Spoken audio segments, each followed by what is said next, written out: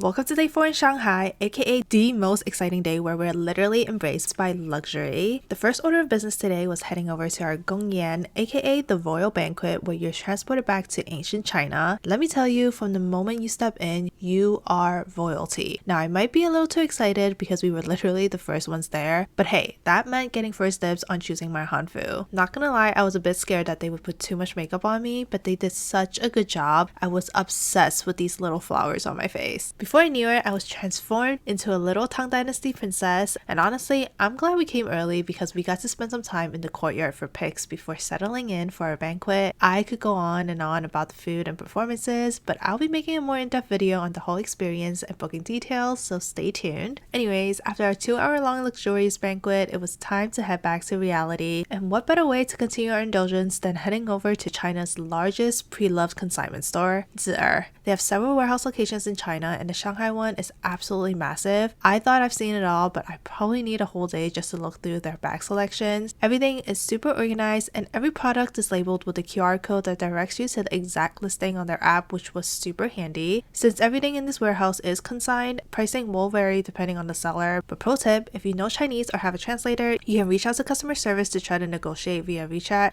After spending several hours here, we ended up being too overwhelmed and fortunately didn't find anything we pulled the trigger for, so we decided to head back to the city center, but of course we had to make a pit stop and check out the nearby mall for some blind boxes and a drink. By the time we made it back to our hotel, it was pretty late, so we decided to give McDonald's a try. We always try to see what unique menu items they have whenever we're in a new country, but safe to say we will not be getting McDonald's in China ever again. Not that it wasn't good, but it just wasn't anything super special, and there's just so much more good food here to try.